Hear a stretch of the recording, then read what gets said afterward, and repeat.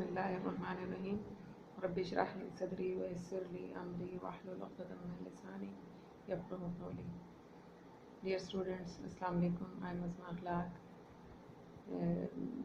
मेरा ये तीसरा लेक्चर है BS स्टैटिस्टिक्स के साथ इस्लामियात कंपलसरी का कंपाइलेशन ऑफ कुरान हम लोग डिस्कस कर रहे थे। लास्ट लेक्चर में हमने उसका पहला दौर डिस्कस किया था, अहद रिसालत सल्लल्लाहु अलैहि वसल्लम। उसमें हमने ये डिस्कस किया था कि अहद रिसालत में कुरान करीम की कंपाइलेशन दो तरीक़ों से की गई थी। एक तरीक़ा हिफ्ज़ का था और दूसरा किताबत का। तो किताबत के हवाले से भी हमने डिस्कस कर लिया था और हिफ्ज़ कुरान के हवाले से भी। तो इससे जो है वो हमें अंदाज़ा हुआ, हमें पता चला कि रसूलुल्लाह सल्लल्लाहु अलैहि वसल्लम के दौर में ही कुरान करीम की तदवीन का काम जो है वो मुकम्मल हो गया था। यानी पूरा का पूरा कुरान करीम हिफ्ज़ और किताबत दोनों तरह से महफूज हो चुका था। हज़ारों हुफ़ाज़ भी मौजूद थे और कुरान करीम पूरे का पूरा लिखी हुई सूरत में भी मौजूद था। ये लिखी हुई सूरत में मौजूद था, लेकिन क्या है कि एक जगह पर मौजूद नहीं, इकट्ठा मौजूद नहीं था, बल्कि मुख्तलिफ़ किस्म की, जैसे मैंने आपको पहले बताया कि मुख्तलिफ़ किस्म की चीज़ों के ऊपर, क्योंकि कागज़ उस वक्त में इतना ज़्यादा अवेलेबल नहीं था और था भी तो बहुत कॉस्टली होता था, तो इस वजह से उसको मुख्तलिफ़ चीज़ों के ऊपर कुरान करीम को लिखा जाता था। तो उसमें मुख्तलिफ़ अशिया, मसलन जैसे मैंने आपको बताया था कि खजूर के पत्तों पर, शाने की हड्डियों पर, ऊँट के, और इस तरह से ख़ास किस्म के पत्थरों के ऊपर जो है वो कुरान करीम लिखा जाता था। और सहाबा कराम के पास ही पूरे का पूरा कुरान करीम जो है वो मौजूद था लिखी हुई हालत में। आज हमने उसका दूसरा जो है वो पीरियड डिस्कस करना है, वो है अहद सिद्दीकी, यानी हज़रत अबू बकर सिद्दीक़ रज़ी अल्लाह तआला अन्हु का अहद मुबारक। हज़रत अबू बकर सिद्दीक़ रज़ी अल्लाह तआला अन्हु के जैसे ही रसूलुल्लाह सल्लल्लाहु अलैहि वसल्लम के विसाल के बाद हज़रत अबू बकर सिद्दीक़ को जो है वो खिलाफत मिली, तो उस वक़्त बहुत ज़्यादा जो है वो बहुत ज़्यादा मसाइल पैदा हुए शुरू में हज़रत अबू बकर सिद्दीक़ रज़ी अल्लाह तआला अन्हु के लिए। तो उसमें एक बहुत बड़ा जो फितना था वो झूठे मुद्दयान नबूवत का था। यानी लोगों ने जो है रसूलुल्लाह सल्लल्लाहु अलैहि वसल्लम के विसाल के बाद जो है वो झूठे दावे करने शुरू कर दिए थे नबूवत के, कि हम नबी हैं। तो उसमें से एक शख्स मुसलमा कज़ाब उसका नाम था, उसके ख़िलाफ़ जब हज़रत अबू बकर सिद्दीक़ रज़ी अल्लाह तआला अन्हु ने एक लश्कर भेजा उसके ख़िलाफ़ जंग के लिए, जंग यमामा के नाम से लश्कर जो है वो, जंग यमामा के नाम से वो जंग मशहूर है। तो उस जंग के नतीजे में मुसलमानों के बहुत से हुफ़ाज़ कराम जो थे वो शहीद हो गए थे, सैकड़ों हुफ़ाज़ कराम शहीद हो गए थे। तो जिसकी वजह से जो है वो हज़रत उमर फ़ारूक रज़ी अल्लाह तआला अन्हु के उस चीज़ का जो है वो एहसास हुआ कि अगर इसी तरह से हमारे हुफ़ाज़ कराम इस दुनिया से जाते रहे तो ऐसा ना हो कि कहीं मतलब कुरान करीम की कोई आयत या कोई सूरत जो है वो हमारे पास मौजूद ना रहे और वो हमसे दूर हो जाए, तो कहीं कुरान करीम की हिफाजत में कोई ऐसा खलल ना आ जाए। तो ज़रूरत है इस चीज़ की कि हुकूमत की निगरानी में एक जो है वो किताबी शक्ल में कुरान करीम को मुदव्वन किया जाए। इस चीज़ का इजहार उन्होंने हज़रत अबू बकर सिद्दीक़ रज़ी अल्लाह तआला अन्हु से अपने इस जो है वो अंदेशे का इजहार किया। हज़रत अबू बकर सिद्दीक़ पहले तो इस चीज़ के लिए आमादा नहीं हो रहे थे कि जब रसूलुल्लाह सल्लल्लाहु अलैहि वसल्लम ने अपनी ज़िंदगी में ये काम नहीं किया तो मैं उसे कैसे कर सकता हूँ। लेकिन बार बार हज़रत उमर रज़ी अल्लाह तआला अन्हु से दरख्वास्त करते रहे और यहाँ तक कि अल्लाह ताला ने उनका सीना भी जो है वो खोल दिया इस चीज़ के लिए, और उन्होंने इस चीज़ की अहमियत का जो है वो उन्हें अंदाज़ा हो गया। और उन्होंने फिर उसके बारे में उसके हवाले से इस्तिखारा भी किया, अल्लाह ताला से मशवरा भी मांगा और सहाबा कराम से भी मशवरा मांगा, और उसके बाद फिर वो इस काम के लिए तैयार हो गए।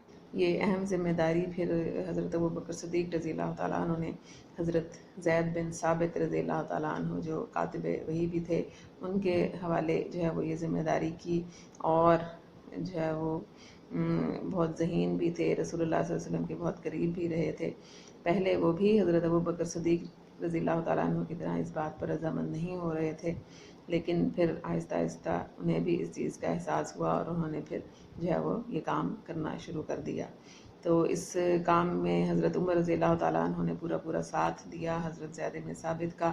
اور اسی طرح سے ایک روایت میں آتا ہے کہ حضرت ابوبکر صدیق نے رضی اللہ تعالیٰ عنہ نے حضرت عمر اور حضرت زید بن ثابت رضی اللہ تعالیٰ عنہما کو حکم دیا کہ وہ مسجد نبوی کے دروازے پر بیٹھ جائیں اور جو ہے وہ اس وقت تک کوئی بھی آیت جو ہے وہ تحریر نہ کریں جب تک کوئی شخص جو بھی آیت لے کر آئے اس کے ساتھ اپنے علاوہ مزید 2 گواہ نہ پیش کر دے.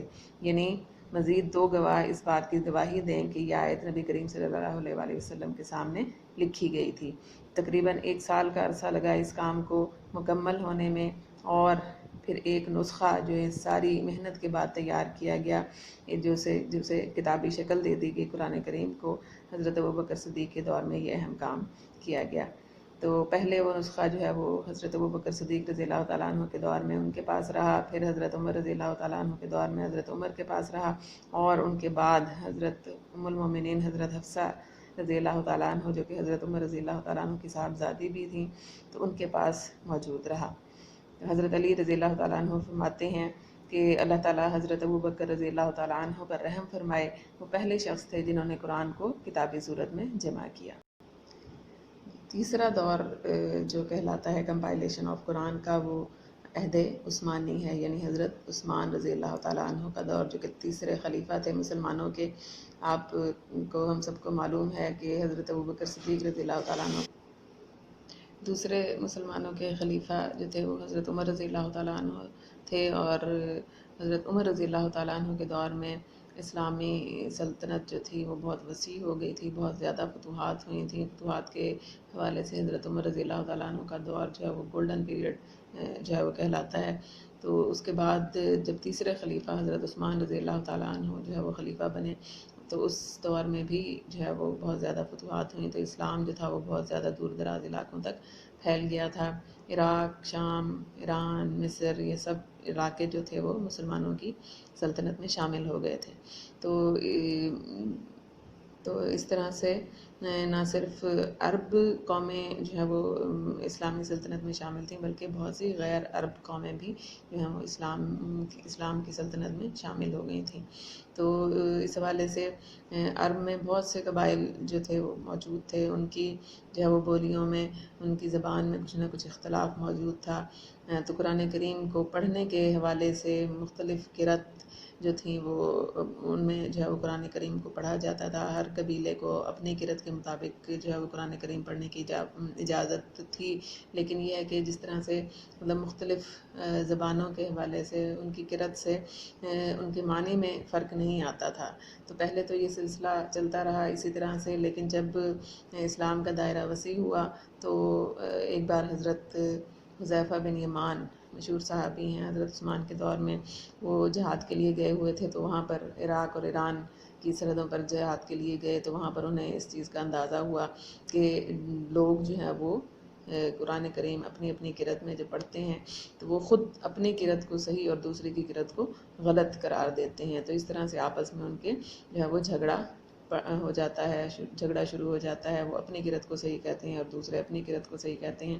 تو یہ مسئلہ جب وہ وہاں پر دیکھ کر آئے تو انہوں نے واپس آ کر حضرت عثمان رضی اللہ تعالیٰ عنہ کے سامنے یہ بات رکھی اور انہوں نے بتایا کہ یہ ایک نازک معاملہ ہے، تو آپ ضرور اس معاملے کے طرف جو ہے وہ توجہ کیجیے.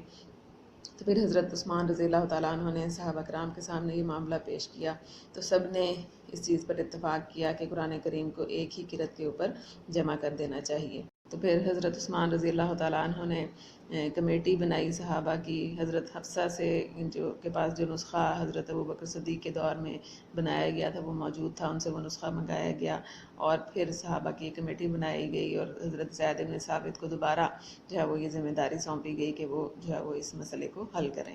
تو پھر صحابہ کرام کے مشورے سے حضرت عثمان رضی اللہ تعالیٰ عنہ نے یہ اعلان کیا کہ قرآن کریم جو ہے وہ اس کو حضرت ابوبکر صدیق کا جو مصحف تھا، اس کو مصحف کا نام دیا گیا تھا کہ ان کے پاس جو مصحف تھا تو اس کے مطابق جو ہے وہ نقل کیا جائے، اور جو ہے وہ جہاں بھی کہیں بھی قرأت میں اختلاف پایا جائے تو اسے لغت قریش کے مطابق جو ہے وہ لکھا جائے گا.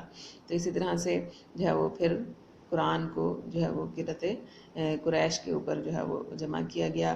اور پھر جب قرۃ قریش پر جو ایک نسخہ پورا تیار ہوا، تو اسی کی جو ہے وہ نقل کروا کر، اسی کی کاپیز کروا کے تمام جو ہے وہ اسلامی ممالک میں پہنچا دیا گیا، اور اس کے علاوہ جتنے بھی مختلف قرات کے نسخے تھے ان کو تلف کر دیا گیا، تاکہ یہ جو مسئلہ ہے یہ جڑ سے ہی ختم ہو جائے۔ تو یہ ایک جو یہ اس کامیابی جو تھی مسلمانوں کے حوالے سے، یہ قرآن کے حوالے سے حضرت عثمان رضی اللہ تعالیٰ عنہ کے سر پر جو ہے وہ اس کا سہرا جاتا ہے کہ انہوں نے جو ہے وہ اس چیز کو جو ہے وہ اس کو حل کیا، اس معاملے کو۔ تو اسی وجہ سے حضرت عثمان رضی اللہ تعالیٰ عنہ کو جامع القرآن کا جو ہے وہ لقب دیا جاتا ہے، ان سے جامع القرآن کے لقب سے انہیں یاد کیا جاتا ہے۔ اسی طرح سے وہ اس وقت جو قرآن کریم موجود تھا اس کے اوپر اعراب اور نقطے اور حرکات، اور یہ جو اب ہمارے پاس موجود ہے جس میں زیر زبر پیش تنوین دو زیر دو زبر یہ سب کچھ ہوتے ہیں، تو یہ اس وقت کے نسخے میں موجود نہیں تھے۔ تو یہ اعراب اور جو ہے وہ نقطے لگانے کا کام جو ہے وہ حضرت علی رضی اللہ تعالیٰ عنہ کی شاگرد حضرت ابو الاسود دولی نے انجام دیا تھا۔ بعض روایات میں یہ حضرت حجاج بن یوسف کو بھی جو ہے وہ اس ایک روایت میں ان کو کے حوالے سے بھی یہ منسوب ہے کہ یہ کام انہوں نے کیا تھا۔ بہرحال حضرت علی رضی اللہ تعالیٰ عنہ کے شاگردوں کو کہ روایت جو ہے وہ زیادہ اسٹرانگ ہے، تو اس لیے یہ اعراب اور نقطوں کا کام جو ہے وہ اس کے بعد ہوا تھا۔ تو یہ ہمارا آج کا لیکچر تھا۔ انشاءاللہ نیکسٹ لیکچر میں دوبارہ ملیں گے۔ السلام علیکم ورحمۃ اللہ۔